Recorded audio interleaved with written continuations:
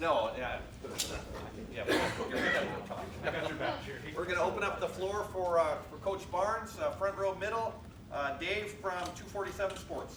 Hi, Matt. Would you say special teams are even further along than maybe you expected 4 games in, or just how would you assess where you guys are at overall in special teams? Well, the culture here has been excellent for special teams for quite a while. So I think it's just trying to keep on pace with the precedent that's been set here. You guys seem to be doing some things better than they've done in the past. Punt returns, some other stuff, blocking kicks, blocking punts. Not that they haven't done those in the past, but it just seems to be a higher level so far. Just what were some of the things that you really wanted to emphasize coming in to build on what they had done previously? Well, as you mentioned, there hasn't been any shortage of blocked punts around here. So we've been fortunate to get a couple returns. Our guys are playing really hard, and sometimes there's a little bit of luck involved. If you get a favorable kick to return, then you have a chance to get an explosive play. Front row right, Austin from Letterman Row. Matt, when you look over the years, it's always been a way to earn playing time is to be on special teams. But you've got Chase Young out there blocking field goals. It seems like people really want to be part of it. How does that work? That you have one of the best defensive players in the country wanting to help on special teams? Well, that's a rule that goes back to Coach Meyer that Coach Day has upheld. Is the best players play. Our starters have to play on special teams before they can play on offense or defense. And again, that just speaks to the culture here that we have established, and those guys want to be on it. Chase Young is in my ear almost every day about what he wants to do on field goal block, and Tough Orleans in my ear every day about what he wants to do on punt and things like that. So I just think that speaks to the culture that's been established here. And I asked Coach Day about this a week or two ago, but if you have Dwan at 6'8", I'm sure you would want to use him every single week. Are you fighting to have him play all year, or do you have to pick and choose your spots? Well, it just depends on what you're getting. There's a little bit more to field goal block than what meets the eye. A lot of it is how much lift the kicker gets on the ball, and if it's a kicker that doesn't get much lift on it, then you think you can get it with a longer guy. So that's where DeJuan fit in the Cincinnati game plan, and a little bit spaced off the protection as well. So it's sort of a week-to-week thing. Second row right, Tony from the O-Zone.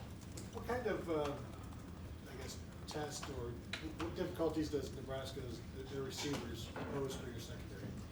Well, they're explosive, and then you couple that with the quarterback's ability to extend plays, and you've really got to be locked in when the quarterback breaks contain and scramble pass and things like that. But those guys are explosive. They're the type of receivers that can take a short catch and hit you with a run after the catch. And obviously, they're fast enough to get down the field in the vertical passing game as well. And then how do you, in the zone when they can see the quarterback, how do you keep them from looking at the quarterback too much or not enough? Like how do you teach that balance?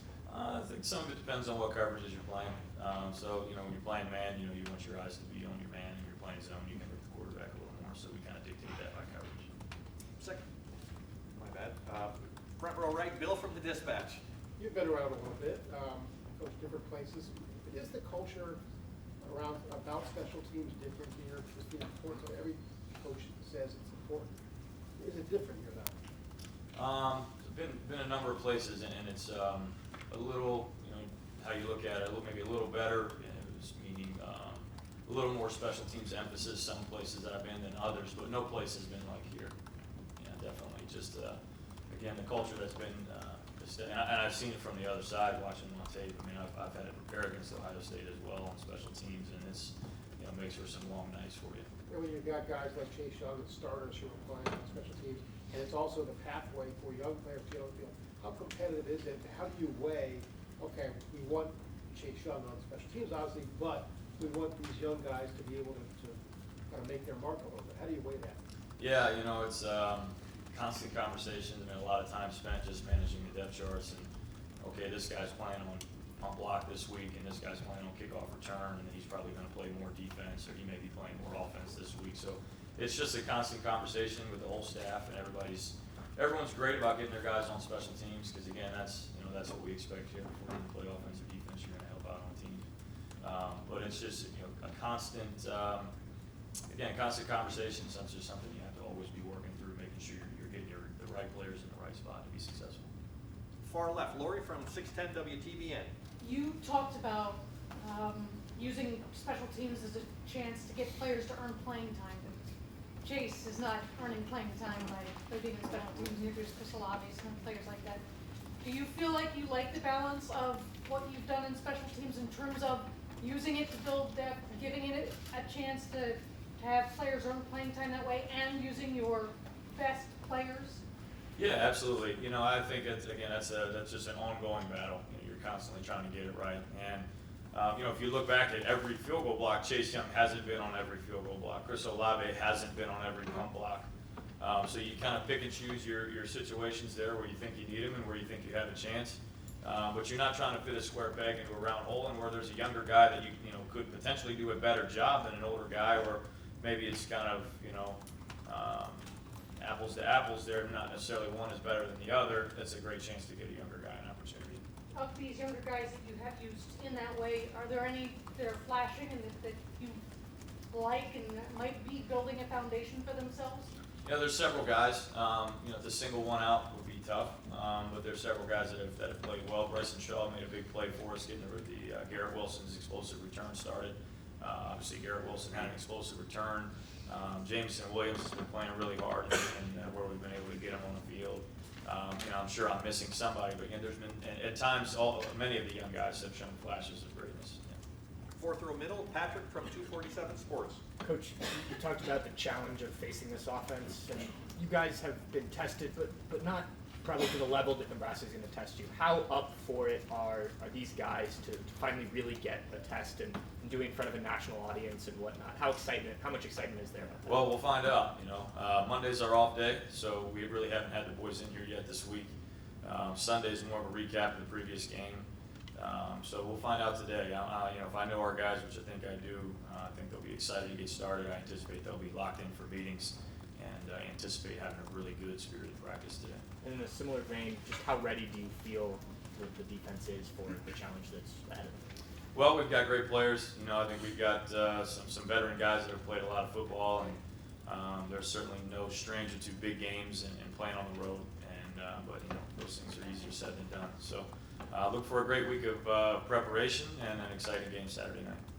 Front row right, Tim from Letterman Row. Yeah, two quickies. Number one, Matt, what a great punt returner, what shows up about him almost immediately when you put him into a situation? I'm talking about specifically Garrett Wilson. What has flashed about him that has told you maybe he has a big future there? Well, he's aggressive. You know, he's going to go attack the ball. That's where it starts. You know, and at the end of the day, we want possession of the ball. We don't want to let that thing bounce and roll out on us. So we want to be aggressive and go get the ball, which he does attack the ball. And then, you know, returner is one of those positions that you know, the great ones, you don't have to coach too much. You know, you kind of just coach them through the little details of, hey, when the ball does hit the ground, or maybe this is the attack point on this return, but the great ones really just kind of have the natural ability. Another thing, there's no secret that Nebraska's having some trouble with its special teams, special field goal kicking situations. As you look at that, when you judge a team, how does that play into like how aggressive you might be on a Saturday night? Well, you know, watching the film, I think they're pretty good on special teams, and I know they've had a couple issues on their field goal team, but that's a great coaching staff, and they do an unbelievable job. So I look for them to make sure that they get that shored up, and you know, we're just going to go play our game and be sound and you know, take our chances when we can. Front row left, Nathan from Cleveland.com. What do you like about the rest of your depth and safety right now that you feel like you guys can absorb the loss as you have prior right now? You know, we've got some young guys that I think are extremely talented. And again, I can single guys out, but you know, you guys know the depth chart as well as I do. So going back through the spring and then even into summer camp, and then just knowing with summer guys, some of our guys that really haven't had as many opportunities are capable of when they have had those opportunities. And you feel good about our depth. And right next door, Doug from Cleveland.com. The ability, you guys have obviously succeeded with the zone looks you've played this year, but the ability that you have to put your corners in man when you want to, what does that do to an opposing offense when you seem to have a secondary that's comfortable in a variety of different looks? Yeah, you know, I think anytime that you can, you feel comfortable putting your corners out on an island, you know, that helps you a lot more inside rather than having to give help to everybody everywhere. If you feel like you can put a guy at times in the right situation, if you can put a guy on an island, helps you buy another halfback into the run game or maybe protect another area of the field in the pass game. So it's certainly a luxury when you have guys that can go outside and win their one-on-one. And right behind him, last questions, Bill from The Athletic. Matt, I'm just curious if you guys talk about this. Do you know the last time Ohio State returned a kickoff for a touchdown? a kickoff for a touchdown. I know, I want to say maybe that was 2010 or 2011, and I think a punt return for a touchdown was maybe 2014, something like that. Yeah, it was 2010. Yeah. For the kickoff. How much does that talk about? I know it's not an easy thing to do, but it seems like an awfully long time for a team that has this kind of talent to go with that one. And do you view DeMario as a guy who might be able to get you there? It looks like he's been a shoelace away from breaking one or two already. Yes, yeah, and again, I've been on the wrong end of that one before. He almost broke one last year. I was at another school and set Ohio State up with great field position. So he's explosive.